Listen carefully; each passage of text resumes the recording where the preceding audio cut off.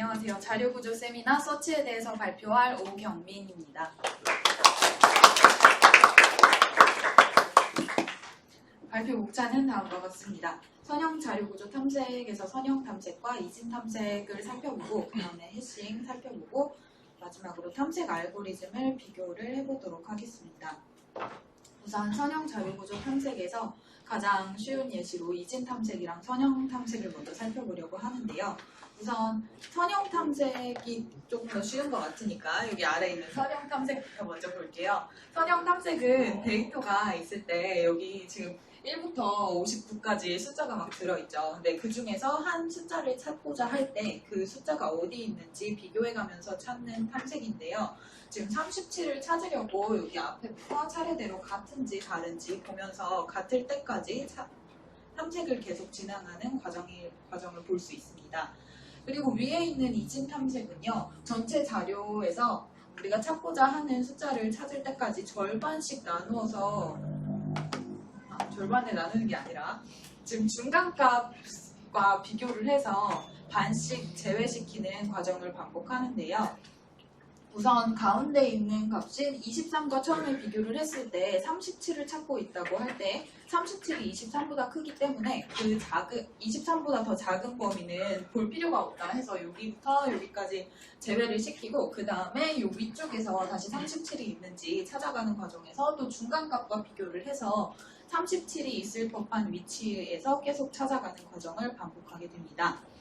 근데 지금 이진 탐색과 선형 탐색이 여기서는 스텝이 아주 많이 차이가 나게 보이는데요. 여기서는 37 찾을 때까지 여기까지 와야 되고요. 그 다음에 여기 37 찾을 때까지 절반을 한 3번 정도 나누는 것 같아요.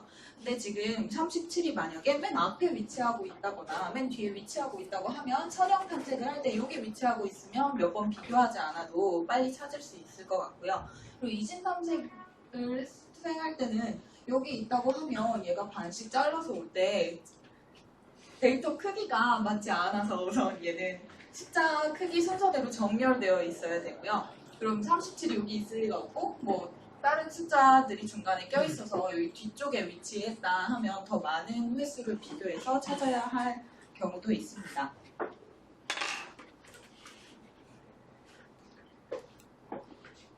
선형 탐색 코드를 간단히 살펴보고 가도록 하겠습니다. 선형 탐색은 동등 비교 연산을 통해서 우리가 찾고자 하는 키값인지 아닌지 비교를 해가면서 그 데이터를 찾는데요. 우선 이런 코드로 실행 결과를 봤을 때 여기 실행 결과를 보실 수 있어요. 그래서 요소 개수를 7개를 어레이 안에 집어넣고 그 다음에 3을 찾아봤습니다. 3을 찾아봤을 때 지금 여기 2번 인덱스를 가진 곳에 3이 들어있거든요. 그래서 이 숫자를 찾는 건데요. 여기 서치 함수에서 우리 어떻게 찾을지 구현을 해줬습니다. 우선 여기 검색 성공 칸을 살펴보면 우리가 찾고자 하는 값을 키값에 넣어줄 거고요. 그 다음에 AI, 여기가 어레이 A의 각 인덱스의 값과 비교를 하는 과정입니다. 그래서 여기 동등 비교 연산에서 두 값이 같았을 때 여기 i에 있는 인덱스를 반환해줘서 그 값의 위치를 알려줄 수 있습니다. 그리고 여기 검색 실패의 경우를 보면 i랑 n이랑 같아졌을 때 -1을 반환한다 이렇게 적어놨는데요.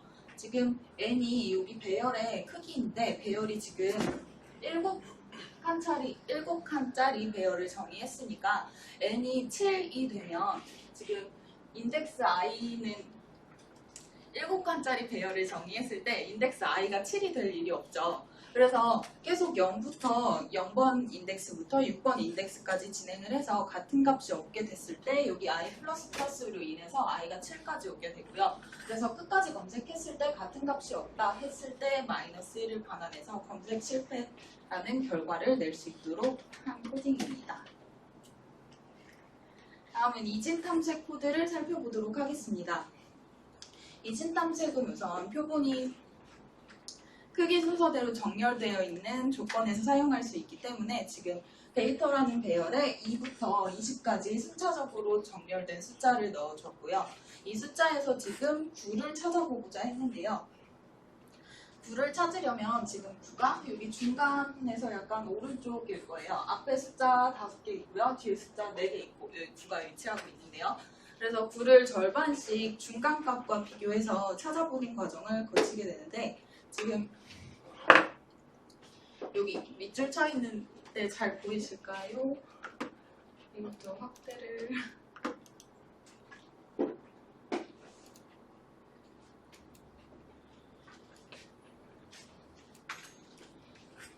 여기 로우랑 하이값 더해서 2로 나눠서 중간값의 인덱스를 구하는 부분이에요.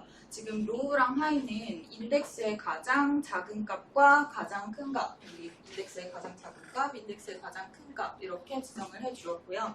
그 다음에 여기서 그 두 값을 더해서 2로 나눠줬기 때문에 그 가운데 인덱스로 갈 수 있는데 우선 지금 로우가 0이고 하이가 9이기 때문에 둘이 더했을 때 2로 나누면 4.5가 되는데요. 이거는 지금 미드를 인트 값으로 지정을 해줘서 여기 인트 값으로 지정을 해줘서 소수점 자리를 버리고 네 번째가 아니고 4번 인덱스랑 비교를 하게 됩니다. 근데 지금 4번 인덱스가 여기 7이기 때문에 7이랑 8이랑 비교해서 8이 7보다 크기 때문에 그 이전에 있는 숫자들은 더 이상 비교를 하지 않게 되고 그 이후 더 큰 숫자들과 9가 다시 비교를 하는 과정을 거치게 됩니다. 근데 이때 우리 이진 탐색을 수행할 때 그 데이터들을 버리고 그 다음 남은 숫자들 중에서 절반 가장 가운데 있는 값이랑 비교하는 그 과정을 여기 구현을 한 것인데요. 지금 다음 단계로 검색을 진행할 때 좀 전에 8이랑 9랑 비교를 해서 9가 더 크기 때문에 8 앞쪽에 있는 숫자를 버리기로 했어요. 여기 잘 보이실까요? 지금 8이랑 9랑 비교를 해서 9가 더 크기 때문에 이 앞쪽에 있는 숫자는 이제 더 비교하는 과정을 거치지 않겠다라고 했는데요. 그래서 이렇게 됐을 때는 지금 로우 값을 여기 9로 다시 지정을 해주고 하이 값은 그대로 20을 가져가게 되면서 이 두 인덱스의 가운데 있는 값 여기 13과 그 다음에 비교를 하게 될 거예요. 그래서 여기 위에 네모칸 안에 코드를 보시면 하이 값을 미드 값을 하이로 다시 지정해주거나 아니면 미드 값을 로우로 다시 지정을 해줘서 그 이후에 이전의 데이터를 제외하고 남은 데이터들과 비교하는 과정이 가능하도록 했습니다.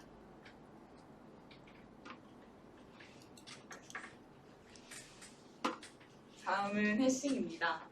해싱은 이진 탐색이나 선형 탐색보다 조금 어려워서 개념적으로만 접근을 해보려고 하고요. 코드는 쉽지 않았습니다. 우선 해시는 임의의 값을 고정 길이로 변환하는 것이 해시이고요. 그 다음에 해시 함수를 통해서 키 값을 넣어서 해시 함수를 거쳐서 해시 코드를 만들게 되는데요. 이때 키 값이 어떤 크기든지 상관없이 큰 데이터가 들어가든 작은 데이터가 들어가든 일정한 고정된 길이의 값으로 출력이 됩니다. 그래서 그런 정수값이 나온 것을 해시 코드라고 하고요. 그리고 해시 함수를 만들 때의 조건은 같은 키값이 들어왔을 때 똑같은 결과값이 나와야 된다는 거예요. 근데 원래 수학에서의 함수도 똑같은데 같은 인풋을 넣었을 때 똑같은 아웃풋이 나와야 함수가 잘 정의되었다고 하는 것처럼 여기서도 해시 함수도 그렇게 정의가 되어야 합니다. 그 다음에 해시 테이블은 이 해시 코드 나온 값들을 그거랑 매칭되는 값들을 찾아갈 수 있게 표로 만들어 놓은 건데요. 표로 만들어 놓으면 그 사용자가 코딩을 할 때 일정 크기의 어레이를 이렇게 지정을 해놓고 그 안에 각 인덱스 넘버에 따라서 해시 코드 다시 말하겠습니다. 해시 코드에 따라서 각 인덱스 넘버로 어떻게 따라갈 수 있는 규칙을 지정을 해놓고 거기에 있는 위치에 가서 해당 위치에 들어있는 해당 위치의 밸류를 저장한다거나 아니면 키값을 이용해서 검색을 했을 때 그 밸류 값을 가져올 수 있게 하는 것입니다.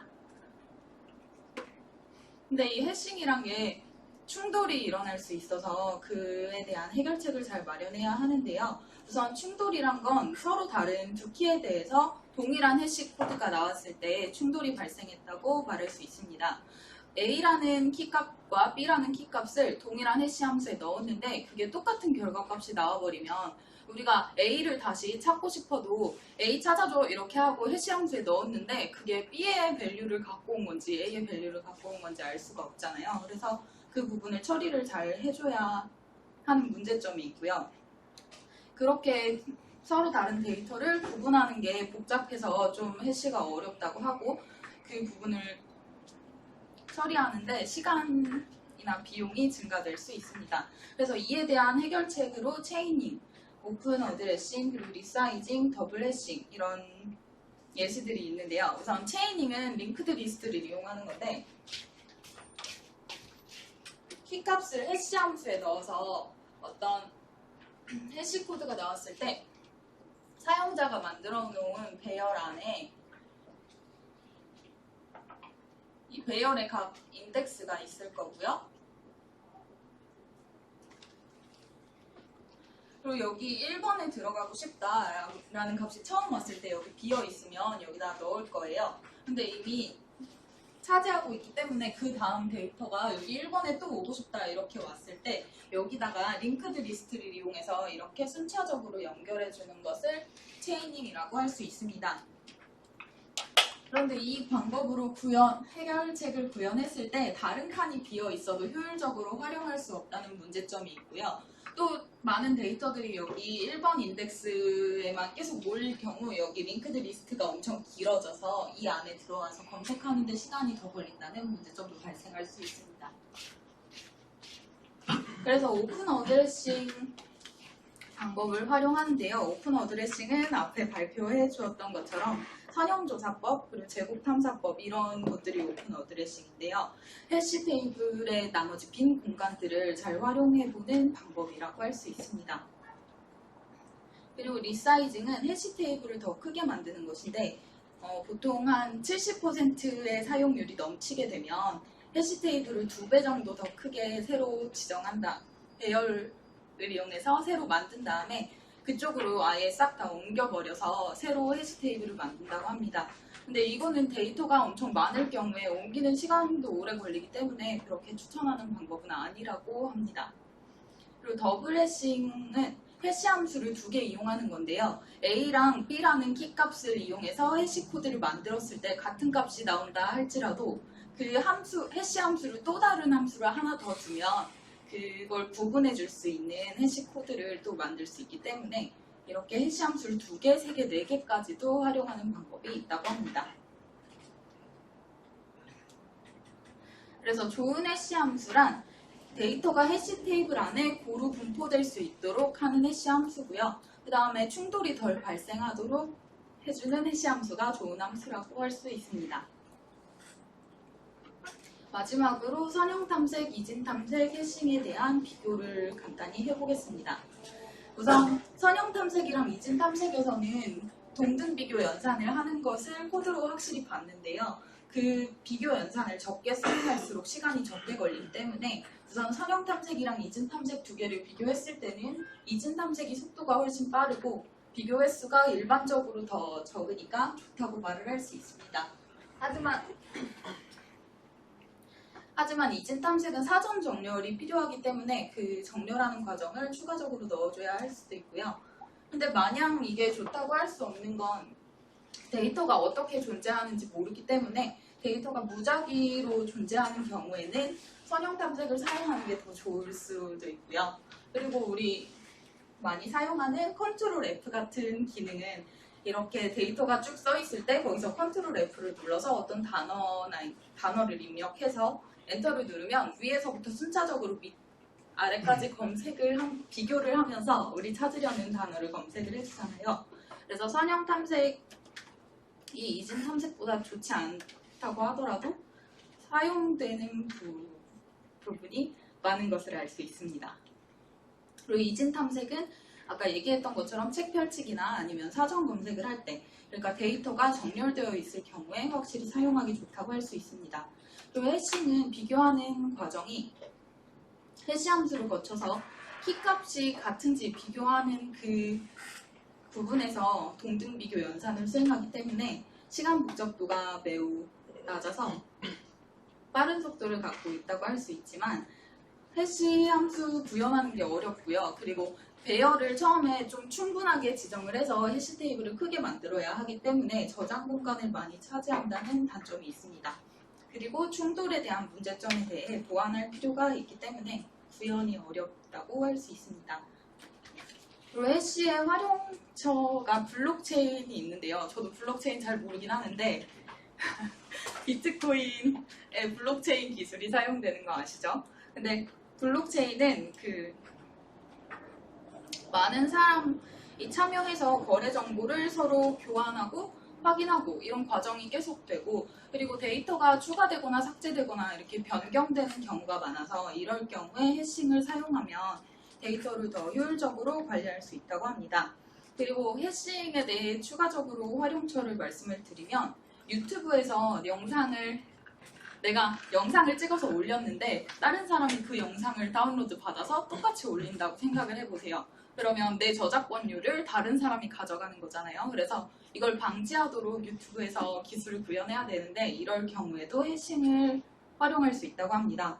어떻게 활용을 하냐면 해싱에 원래 키값을 넣을 때 데이터의 크기에 상관없이 해시 함수에 넣었을 때에 일정한 길이의 정수값이 반환되는 것이라서 되게 용량이 큰 영상을 딱 넣었을 때 그게 어떤 해시 코드를 딱 출력해 주는데 내가 올렸던 동영상을 정원이가 다운을 받아서 올리려고 이렇게 딱 올렸을 때 그 유튜브 알고리즘에서 그 값을 해시 함수를 통해서 해시 코드로 딱 본 다음에 얘를 유튜브 이렇게 전체에서 검색을 쫙 돌려서 이게 같은 게 있는지 없는지 확인하는 그런 활용을 할 수 있다고 합니다. 네. 완료 여기까지입니다. 감사합니다.